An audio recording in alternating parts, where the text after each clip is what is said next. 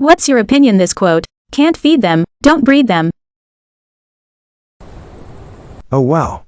Read through a lot of the comments, and I have to say, I never thought of kids, but of pets.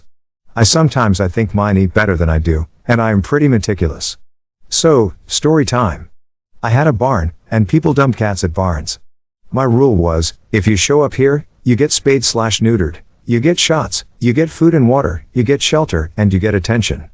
Well, this one cat showed up, with 2 kittens. She was so skinny, we didn't realize she was pregnant. We already had 2 barn cats, now we were up to 5, and she had a litter of 6. So we're up to 11. I rounded them up, and fortunately my vet gave me volume discounts, so we got most of them squared away, but there was one I could not catch on that day. She ran off, and returned weeks later, yes, pregnant. She was young and had a small litter, and we were up to 16. Nailed them all with a spay/neuter/shots deal.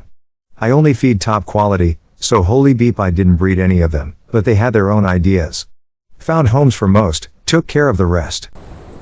Tiger King should have learned that saying. Just saying. People's life circumstances can change very quickly. My dad had a decent enough job and was able to provide for us. He had bought a house, paid for health insurance, good food on the table. One September he went to the hospital for some minor chest pains. He was dead by December from lung cancer. He was in his mid-30s.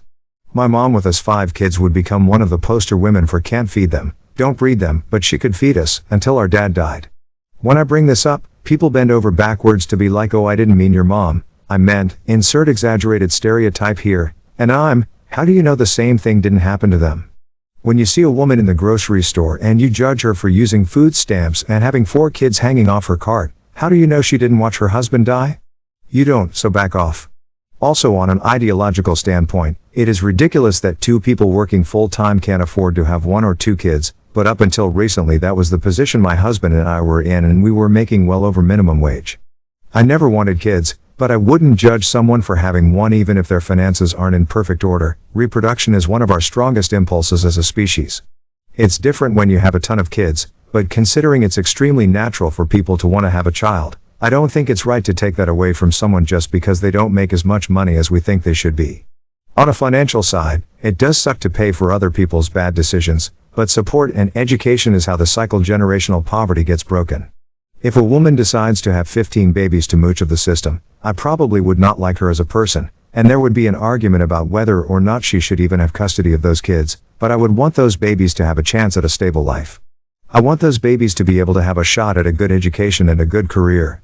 Yes, that means more taxes go to social safety nets, but it's better than the alternative of starving kids and inescapable poverty. If you can't feed them, eat them. I was the result of someone breeding me into the world and feeding me, but even as a kid, I had very few clothes and other basic necessities. I was one of the poorest kids in my school.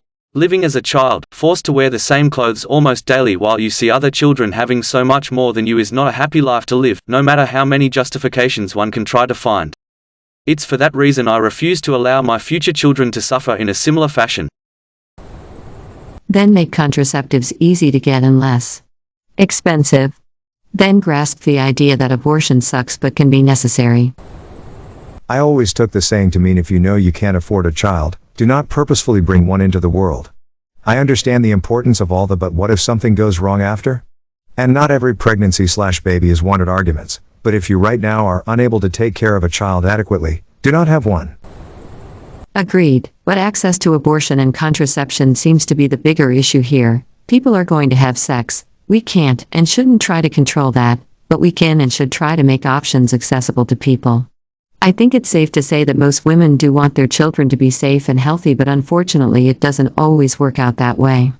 We're so quick to judge people for things that are so often out of their control, and I find that very frustrating.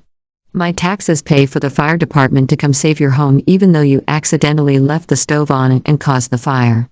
No one will ever say help. If you can't guarantee your house won't catch fire, then you shouldn't buy a house, because we all know that bad things happen, and that's why we have services to help people out of situations beyond their control.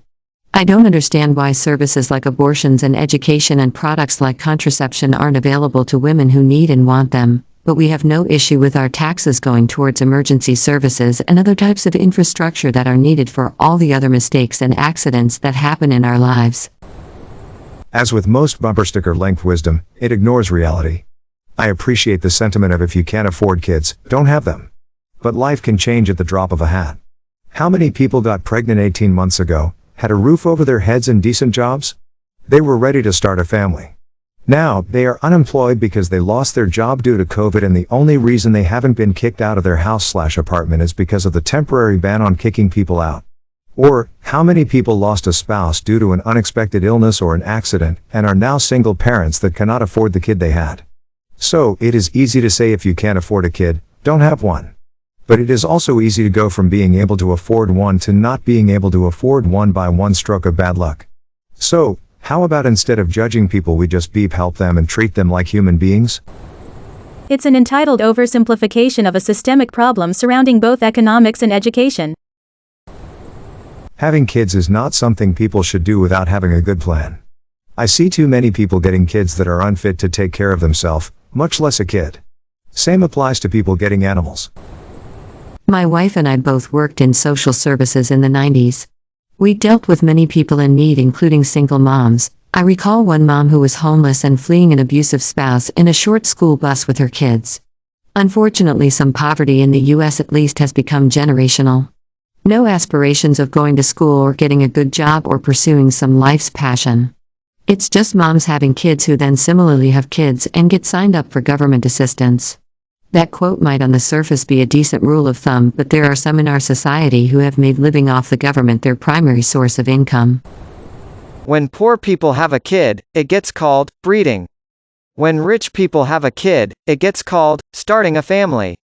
Also, when poor people have kids, it isn't because they're unaware that they're poor. There are a lot of reasons why poor people have more kids. Lack of proper education and lack of access to contraception are some of the biggest ones. Unfortunately, situation especially involving money can change in an instant. Whoever is saying it better be handing out free birth control. The concept of can't feed them shouldn't exist in America. Given our wealth and the fact we are one of the most overweight countries that wastes the most food. Oh, and of course the fact that our country was founded on Christian values, and feeding the poor is what Jesus would do. It's a fun sing-song way to say, the poor don't deserve a normal happy life. I agree. There are rare exceptions, but being dirt poor and pregnant rarely ends up well. I think it's a good quote when it comes to parenting. If you can't afford to bring a child into this world, don't. You'll just end up giving them a bad life. As some who grew up in poverty and in a dysfunctional family, I completely agree. It's beep designed to allow people to watch children suffer guilt-free. I like it. Personal and financial responsibility is great. The people who need to hear this are the people not responsible enough to follow it anyway. I agree. A child should be brought into the world with plenty of resources to stay safe and healthy. I mean, it's a harsh way to say something that should be common sense emo. Soon as doctors start providing access to permanent contraception to people with uteruses, I'll be all for it. May your day be filled with joy and happiness. And please remember to like, share, and subscribe for more quality content every day.